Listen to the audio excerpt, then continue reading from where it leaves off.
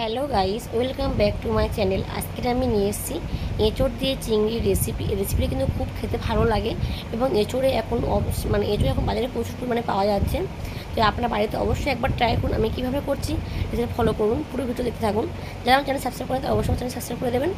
তো আমি আমার এঁচোড়টা কেটে নিয়েছি ঠিক এভাবে ডুমো ডুমো করে, যেহেতু আমি এঁচোড় চিংড়ি দিয়ে রান্না করবো। আর আমি ডিশে জল দিয়েছি গ্যাসে, আর দিয়েছি একটু হলুদ আর লবণ। জল ফুটে ওঠার মতো আমি দিয়ে দিয়েছি কেটে রাখা এঁচোড়গুলো কিন্তু সিদ্ধ করে নিয়েছি 50%-এর মতন। সিদ্ধ করে নেওয়ার পর ভালো করে তুলে নেব। নিয়ে আমি একটা কড়াই তেল দিয়ে দিয়েছি, আর আমি ডুবো ডুবো করে আলু কেটে নিয়েছি এঁচোড়ের জন্য। আর আলুতে আমি দিয়ে দিয়েছি লবণ আর হলুদের গুঁড়ো দিয়ে আলুটাও ভালো করে আমি ফ্রাই করে নেব। আলু আমার ফ্রাই করা হয়ে গেছে, আলু তুলে নেব। দিয়েছি সেই তেলে এঁচোড়টা ভালো করে ফ্রাই করে নিয়েছি। এঁচোড়টা ভালো করে ফ্রাই করা হয়ে গেছে। আমি দিয়েছি চিংড়ি। আমি এখানে 100 গ্রাম চিংড়ি নিয়েছি। চিংড়ি দিয়ে হলুদ লবণ দিয়ে ভালো করে ফ্রাই করে নেব। চিংড়িও ভালো করে ফ্রাই করা হয়ে গেছে আমার। এরপর আমি ওর কড়াইতে দিয়ে দিয়েছি কাঁচা জিরে, শুকনো লঙ্কা আর দুটো এলাচ, দুটো লবঙ্গ, আর দিয়েছি পেঁয়াজ। এবার দিয়ে টমেটো দিয়ে ভালো করে সমস্ত মশলা কষিয়ে নেব।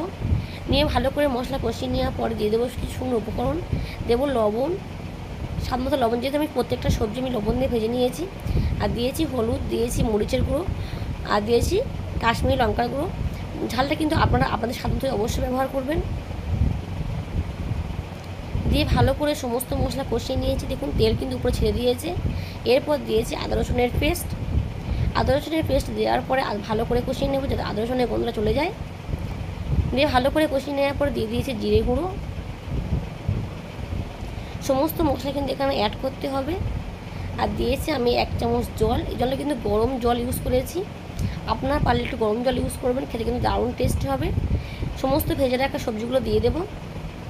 দিয়ে ভালো করে সমস্ত মশলার সাথে কষিয়ে নেব। ধরুন খুব ভালো করে কিন্তু আমি কষিয়ে নিয়েছি। খুব ভালো করে কষিয়ে নেওয়ার পর দিয়ে দিয়েছি ওপরে ভেজে রাখা চিংড়ি দেওয়ার পরে আরও আমি ভালো করে কষিয়ে নিয়েছি। ধরুন তেল কিন্তু উপরে ছেড়ে দিয়েছি। এবার আমি দিয়ে দেবো পরিমাণ মতো জল। যেহেতু আমার সমস্ত সবজি সেদ্ধ করা আছে তাই জল আমি বেশি দেবো না। জল পরিমাণ মতো দেওয়ার পরে আমি দিয়ে দিচ্ছি উপরে একটু চিনি দিলে কী হয়, ব্যালেন্সটা ঠিক থাকে এবং খেতেও খুব সুস্বাদু হয়। আমি দিয়েছি একটু এলাচের গুঁড়ো।